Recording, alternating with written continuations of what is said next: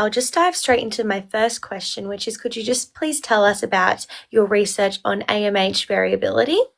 Yes, thank you. So there has been so much confusion about AMH test. As a result, it has not been utilized properly. So, and this is why we need to dig deep into the AMH. So we need to understand properties of AMH as a molecule and properties of AMH test. And hence we are doing analysis of different published research studies, so including our own research. So, and during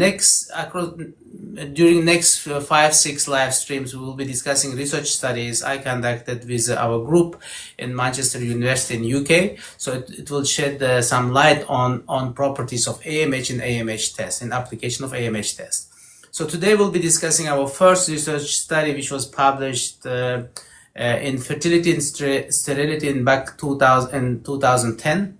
So, and that research was led by me and supervised by Dr. Nardo and supported by a group of scientists and clinicians at Manchester University and St. Mary's Hospital in Manchester. So we conducted this research in 2010. It was first published in 2010, then in paper form it was published in 2011 in fertility sterility. So the purpose of that research was to understand the variability or fluctuation of AMH test results. So first AMH test was applied in clinical practice in 2006. So St. Mary's Hospital in Manchester was one of the first clinics which introduced AMH test, and we had a good amount of data by 2009, 2010 on patients who did AMH test as a part of their fertility workup in IVF. So at the time, we didn't know how much of variation you see in AMH test results. That was important because we were using AMH tests in IVF for two purposes. First, to establish who actually should not have IVF. If they had a very low AMH levels, we did not offer IVF treatment because IVF was offered as part of NHS funding at St. Mary's Hospital. We felt if AMH level was too low, patients should not be offered IVF treatment because chance of successful pregnancy is so low, and it may be frustrating for the patients to undergo IVF without having good chance of success, and it may not be optimal use of NHS funds. So this was one purpose of using AMH test, and second purpose of using AMH test at the time was to determine which ovarian stimulation protocol should be used. So we categorized patients into multiple different categories depending on their AMH levels. Then we decided what dose of FSH drug should be used. Let us say in a high AMH level, we give a low dose of FSH, and low AMH level, we give a high dose of FSH to optimize. Optimization means to get sufficient good number of eggs without causing under response or over response. So that's why AMH was a main tool to determine who should not have IVF and what dose of FSH was used. We wanted to find out if actually AMH fluctuates. If AMH does not fluctuate, then you can do one single AMH test, and on the basis of that, you can make these two critical decisions, which means deny IVF treatment to some patients because AMH is so reliable, and we can actually tell this patient's likelihood of success is so low, and we can say you're not going to have IVF under NHS funding, or we determine which dose of stimulation should be given, whether you should have a FSH of 150 units or 225 units.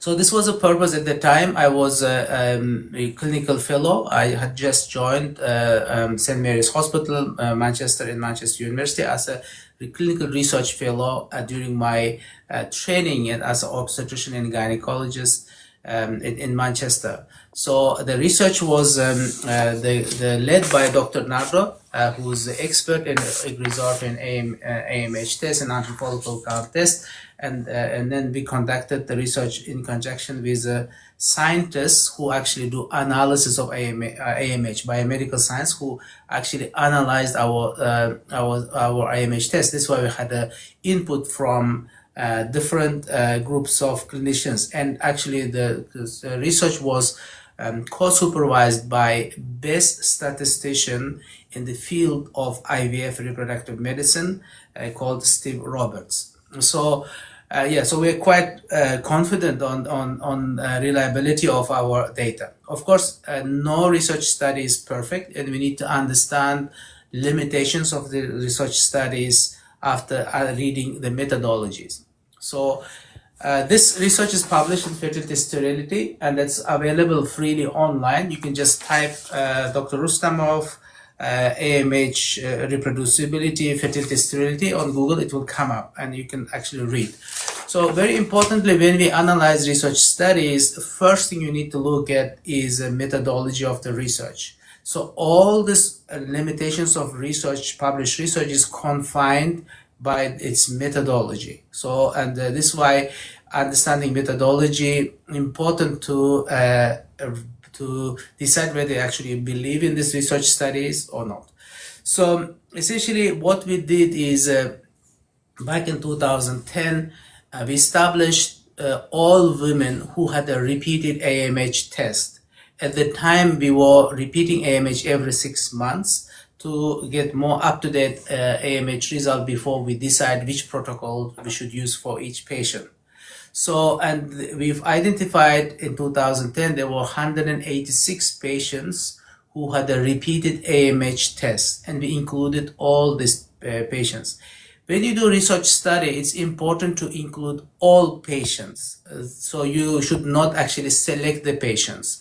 You should, let us say, you put the time period from this date to that date, and whoever had a repeat AMH, you should include, you should not exclude.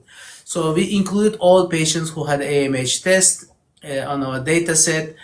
We found that 186 patients had a repeated AMH test.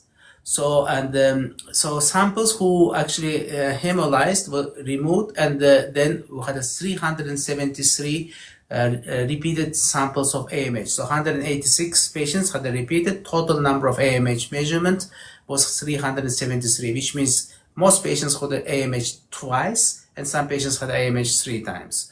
So we wanted to check what's actually the difference between AMH levels of the same patient who had it twice. So if you have a very little variability, when you repeat the test, you get very similar result. If you have a huge variability, you have a different results. So that's what we wanted to establish.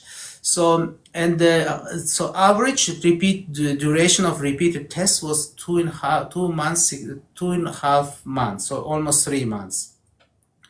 So then we checked what's actual difference between the test results. We found so difference between the repeated test results were 28%. So its coefficients of variation was 28%. So which means, for example, I'll give you example what it means. So let us say someone had an AMH of 10. So then when they repeat the AMH test after 2.5 months, you can expect their difference in the level will be 30%, almost 28%. So maybe it comes back as a 13 next time, or it may come back as a 7. Yeah, so this is very appreciable variation. We cannot ignore. So which means when we do AMH, we should assume actual AMH level will be hovering or fluctuating around 30% of reported value. So which means we should not take AMH result as absolute number. So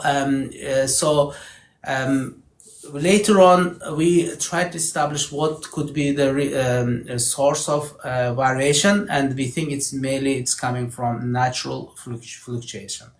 Yes, so on the basis of this research, we then reported AMH can vary 28% in average. When you're making clinical decisions, you need to take this into account. So let us say if you are excluding any patient from IVF treatment, you need to understand actually this value you have got is not absolute. You may need to repeat again once or twice to have an actual proper reading. So let us say if you do twice or 3 times, you add an average out. Let us say you do twice, you add 10 plus 12 and divided by 2, so it's approximately 11. So that's probably more accurate.